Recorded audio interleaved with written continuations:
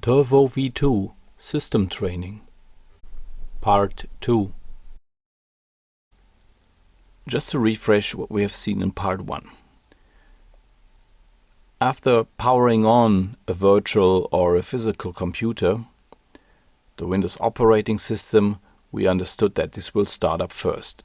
Drivers and system services will start next. And then the login screen appears where we can decide to stop the continuous startup of the PSI and Turbo, but the database will still be started. And then we had the option to say, okay, from the desktop we can start the PSI environment with the sub start batch file to continue reboot, or if we do not log in, the system will automatically continue to restart and run into the Turbo V2 software GUI. Now here in Part 2, the intention is to understand what files are controlling this startup. So what makes the processes start up in the PSI environment, and where is the determination of what kind of Java services are started and what kind of GUIs, graphical user interfaces, will be started at the end. The settings that a certain service or process starts usually coming from the config wizard. This wizard will be part of one of the next videos, so here we just want to understand how the procedure of startup is controlled, what kind of files are involved, and I will also give you some information where those files are located. So that means we also should have a look on the different subdirectories to see where is what. The first important file is the syscheck.ini on new sys.ini, and this file will determine what kind of PSI processes are started, what kind of sequence will be used, and what kind of parameters will be used. So that means inside the file there is also a setting like a certain process starts with a debug level 1, 2 or 3. Inside the file there is also a determination if a certain process, you may remember from the first video, each process has a process ID.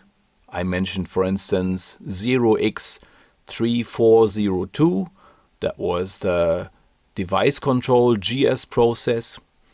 So that means each process with its ID, process ID, could be mentioned in this syscheck.ini file to be checked, and what happens if this process fails. So that means the system will check, the PSI core system will check if a process is still alive, and if it fails for some reason, what to do. At the end of the syscheck.ini file, there's also a section where we can determine what kind of process should be restarted and what kind of partner processes might be involved to be shut down for a moment and also be restarted. That means in this PSI environment there are also kind like teams of processes, and if one of the processes fails, the whole team needs a restart. Nevertheless, it could be possible that some processes are so important that the whole system will shut down and restart. Remember, that was mentioned already, that's the PF process, the power fail process, that could initiate a shutdown because of a real physical power fail, or a message from PSI to say, hey, we need a restart. So all processes are informed.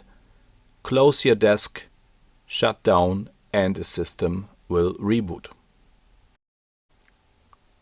As the Java environment is an add-on encapsulation of the PSI, there is another file controlling this startup procedure, but it is very similar to the syscheck INI.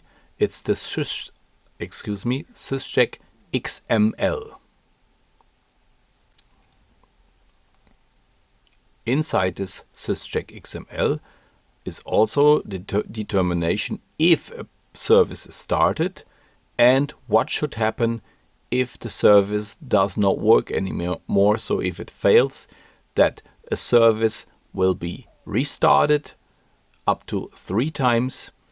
But as the Java environment also knows kind of teams, it might also initiate a team restart, and then once more process restarts, team restarts. So it might be possible that services are started up to 9 times before the whole system might shut down.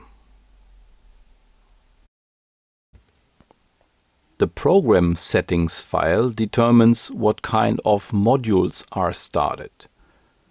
So there's a yes or a no to start the module, and there are permission settings starting with BR equal and the permission code that you should have in your user profile to be able to use the module.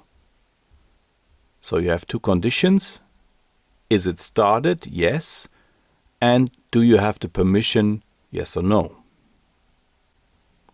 Inside newsys-bin we find the PSI executables. Here, for instance, _pf, _router, so the core processes as one example. Also in the same directory, the also mentioned clip32, the rate calculation or parking fee calculator without GUI. Config INI in newsys INI as the network configuration file where the cell computer learns how to reach the field devices, or vice versa, how the field devices know how to reach the cell computer. chooseme.ini in the same directory to see if the system has been installed already or if the config wizard should be started. The PMS30 file in newsys release will be checked by the sub start batch. If existing, it will run into the intervo environment, so the PMS30 environment, the Java environment. If the file is not existing, it's treated like a PMS20 system, so the older version of intervo. And finally, one more file, the master syscheck.properties, where you may have wondered why the intervo application is logged out every morning, and that is because here in this file there's a setting that daily at 4 o'clock in the morning the program manager, so the login screen, is here with the words killed, it's closed and restarted. That means you will never forget to log out, at least over the night.